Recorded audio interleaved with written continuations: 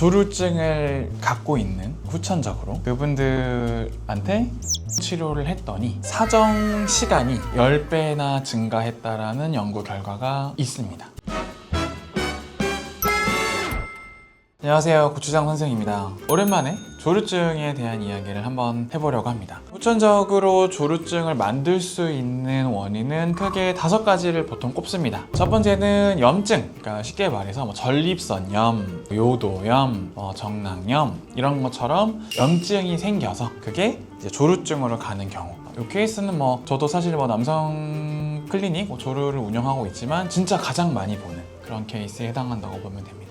두 번째는 이제 발기력이 떨어진 경우, 그러니까 쉽게 말해서 발기부전이 먼저 진행이 되면서 그 여파로 조루가 생겨버리는 이 케이스가 두 번째라고 볼 수 있는데요. 보통 우리가 실제 성관계를 통해서 삽입을 하게 되면 자극을 느끼지 않습니까? 근데 이게 쉽게 말하는 우리 풀발, 가장 단단한 상태의 음경이 되게 되면은 그 전달이 쉽게 넘어오지 못해요. 그 사정 중추로. 근데 좀 흐물흐물하거나 충분한 혈액이 공급되지 않은 상태에서는 장애물이 별로 없어요. 쉽게 말해서. 그래서 바로 그 사정 중추로 전달이 돼버리기 때문에 발기부전에 의해서 조루가 후천적으로 생기는 케이스도 있다. 실제로 저도 이제 조루증을 치료하지만 각 진단을 해보면 발기력이 떨어져 있는 경우가 아닌 경우보다 2~3배 더 많거든요. 조루를 치료하기 위해서는 반드시 발기력이 먼저 치료가 되어야만 조루증이 좋아진다. 세 번째는 자율신경 기능. 요게 불균형이 생겨도 조루가 올 수 있거든요. 이거는 보통 우리가 흔히 말하는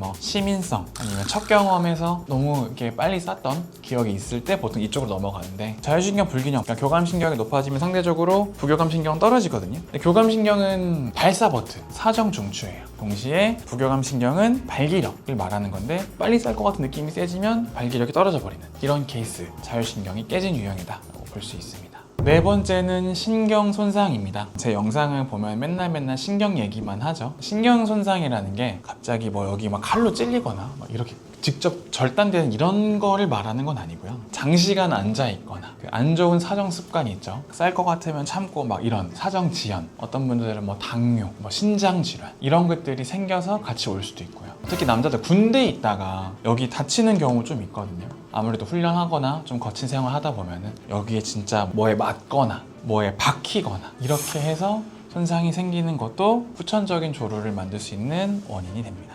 5번째는 조금 어려운 얘기인데 이 세로토닌에 관한 얘기예요. 제가 예전 영상에서 행복하지 않아서 조루가 생깁니다 라고 했던 적이 있는데, 세로토닌이 잘 나오더라도 그거를 받아들이는 수용체가 우리 머리엔 2개 있거든요. 쉽게 말해서 1A와 2C라고 하는 게 있어요. 이 이름은 중요하지 않고, 1A는 사정을 하게 하는 어떤 그런 중추가 되고, 2C는 사정을 딱 막아주고 조금 더 우리 의지로 지연시킬 수 있게 하는 그 능력을 말하거든요. 이게 어떤 문제가 생겨버리면 항상 1A는 예민해지고 2C는 기능이 떨어져요. 그러니까 무슨 말이냐, 발사 버튼은 살짝만 건드려도 발사가 돼버리고 브레이크는 아무리 세게 밟아도 멈출 수가 없는 그런 쪽으로 가게 되거든요. 그러니까 이거는 좀 더 호르몬적인 영향이다. 그래서 총 이렇게 5가지가 이렇게 후천적 조루를 만들 수 있는 원인이라고 보면 됩니다. 그러면 가장 최근 연구를 보면은 그런 재밌는 이야기가 있어요. 저랑 치료해 보신 분들은 아시겠지만 맨날 회음신경 치료를 하잖아요. 실제로 조루증을 갖고 있는 후천적으로 그분들한테 신경 치료를 했더니 사정 시간이 10배나 증가했다라는 연구 결과가 있습니다. 짧았기 때문에 10배가 증가를 해서 정상 범주에 도달하긴 한 거죠. 그래도 우리 조루증 있으신 분들 10배가 어딥니까? 그렇죠? 막말로 40초를 했다라면 이게 400초가 되는 거잖아요. 400초면은 진짜 정말로 정상 범위에 들어가는 거거든요. 그런 식으로 회음신경은 우리 사정을 비롯한 발기력, 사정감 이런 것들을 모두 관장하는 아주 중요한 신경이다. 이런데 연구 결과가 하나가 있습니다. 그러면은 후천적 요인을 5가지 말씀해 주셨는데 그 각각의 치료법이 다 다를까요? 그렇죠. 의사들은 이 환자분의 얘기를 들었을 때, 특히 저는 몇 번에 해당하는지는 자동으로 이제 알아야 되잖아요. 솔직히 의사면 염증 관련, 신경 손상 관련 이런 것들은 물론 초음파 검사를 해서 그 주사, 아피톡신으로 치료를 하게 되고요. 그 다음에 자율신경 쪽이나 세로토닌, 그러니까 브레이크, 발사 버튼 이런 얘기는 사실은 여기 문제가 아니거든요. 신경계의 전체 문제이기 때문에 이거는 음성공진단을 통해서 신경기능 치료를 하게 된다고 보시면 됩니다. 그러면 여기서 한 가지 궁금한 게 생기는 게 왜 여기 문제가 생기냐? 왜 이 신경의 원인이 생길 수 있냐? 질문을 되게 많이 받는데 이 신경이 눌리는 게 그러니까 괴롭힘을 당하는 게 상당히 많거든요. 너무 오래 잘못된 자세로 앉아 있게 되거나 아니면 의외로 만성 변비, 그러니까 좌변기 이렇게 뚫린 곳에 오래 앉아 있거나 뭐 힘을 주게 되거나 그런 것도 영향이 있을 수 있습니다. 그리고 뭐 어떠한 수술이나 높은 데서 또는 충격을 쿵 받고 나서도 충분히 생길 수 있어요. 그리고 뭐 가장 조류증에서 흔한 케이스인 과거의 전립선염이나 이쪽 주변 뭐 고환이나 요도염증이 제대로 낫지 않는 경우 신경으로 전이가 되면서 후천적인 조류를 만드는 케이스도 있습니다. 그 다음 연구는 노란색이 아니라 요 빨간 근육이거든요. 골반 바닥에 있는 근육이라고 해서 골반저근이라고 합니다. 골반저근의 과도한 긴장도 후천적 조류를 만드는 원인이 됩니다. 골반저근의 긴장은 우리가 의식적으로 힘을 주거나 뺄 수 있는 그런 수의근이 아니거든요. 불수의근이, 그러니까 자동적으로 되는 거예요. 습관적으로. 그러니까 몸에 나도 모르게 긴장이 된다던가 힘이 들어가는 어떠한 습관이 있어 버린다던가 이런 것들이 생기면은 이 골반저근에 의해서 신경이 압박이 되고 후천적인 조류가 발생한다라고 볼 수 있습니다. 이건 그럼 어떻게 푸나요? 치료를 막 해보시지 말고 일단은 호흡법 있죠. 호흡법 중에서 사실 심화 단계까지 가면 좋아요. 심화 단계 상당히 어렵거든요. 그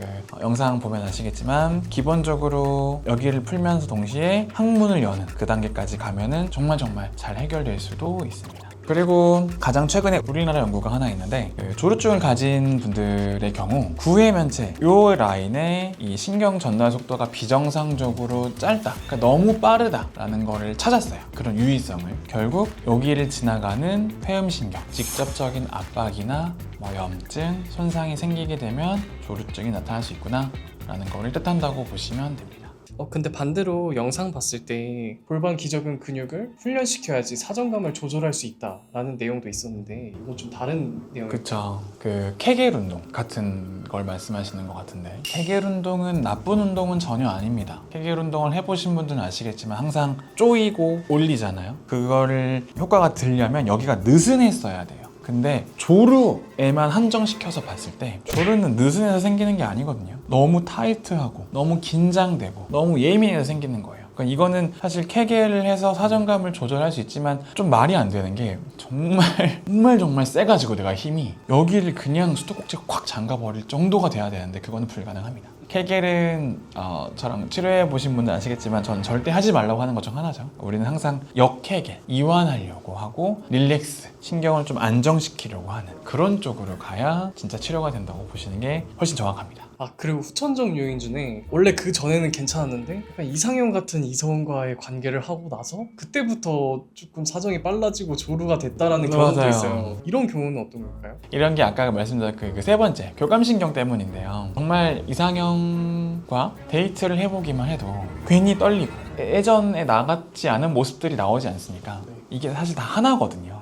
교감신경이 과도하게 긴장이 되면서 어버버하게 되고 평소에 안 하던 말이나 행동을 하게 되고 또 그게 어떠한 관계에 가서는 평소에 안 나오던 퍼포먼스가 나오게 될 수밖에 없는 거죠. 그런 케이스가 사실 일시적이라면 그 이성과 조금 더 친해져서 조금 더 편안한 어떤 무드가 생기면 자연적으로 소실되는 게 맞는데 이게 만약에 남아버렸다, 매번 그런다, 아니면 다른 이성과도 그렇게 돼버렸다 라고 한다면 요거는 사실 치료의 영역에 들어가 버렸다고 보시면 됩니다. 후천적 조류는 뭐 상당히 뜨겁습니다. 뭐 제 병원에서만 그런지 모르겠는데 오시는 분들 다 그런 쪽이시거든요. 그래서 생각보다 좋은 결과가 많아요. 이것저것 제가 알려드린 걸 해보시고 스트레스나 이거 안 나으면 어쩌지 이렇게 하지 마시고 병원에 한번 방문하셔서 검사 받아보는 것만으로도 많은 도움이 될 겁니다. 감사합니다.